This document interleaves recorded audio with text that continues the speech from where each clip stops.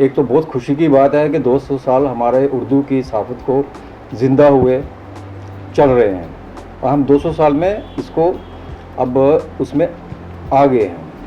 और as a Hindu इस state में कभी भी ये नहीं सोचा गया कि उर्दू मुसलमानों की लैंग्वेज है। तब ये था हर आदमी उर्दू का अखबार पसंद करता था। आगे आते आते आते कुछ ऐसा टाइम भी आया कि जो भी यहाँ पे हुकूमतें आईं उन्होंने हमेशा उर्दू की तरफ ध्यान नहीं दिया। ना तो टीचर लाए, ना टीचर बने और ना टीचर बनाए गए। किसी का नाम लेना गलत बात होती है।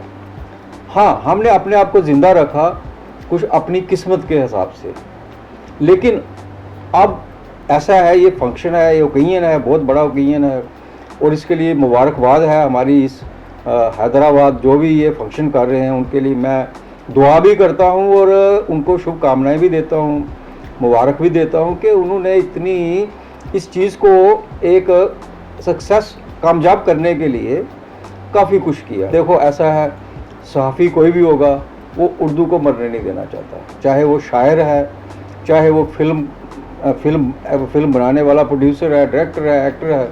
आप पुरानी भी हिस्ट्री लीजिए तो उर्दू की पोइट्री जितनी भी है आज फिल्मों में वही चल रही है, आज भी चल रही है। आप किसी को ये नहीं कहेंगे। हाँ, ऐसा हुआ है कि रीजन में जैसे पहले हमारे कलमकार पैदा हुए उनकी कमी आ रही है, वो उसका रीज़न भी है। रीज़न ये है कि उनके पास वैसा इंफ्रास्ट्रक्चर ही नहीं बन रहा है। देखिए, कोई भी कलमकार पैदा होता है ना, वो किसी मजबूरी में नहीं पैदा होता है, उसको विरासत में नहीं मिलती है, उसको अल्लाह कोई या भगवान नहीं देता है, वो कुछ लिखते लिखते पैदा करता है और उसी में ही वो आगे निकलता है। आज भी जो फिल्में बन रही, गाने देखिए, अगर अच्छे आपने पोइट्री लेनी है, गाने सुनने हैं, आज भी आप देखोगे दुनिया में कहीं ऐसी बात नहीं होगी जहाँ पे उर्दू का नाम नहीं आता है। उर्दू हमेशा ज़िंदा रहेगा और ज़िंदा रहा है। तो हम तो ये अपने बच्चों को जो सहाफ़त में आ रहे हैं, जो आए हैं, सबको कहते हैं कि इस लैंग्वेज को मरने मत दीजिए, मरने मत दीजिए, मरने मत दीजिए।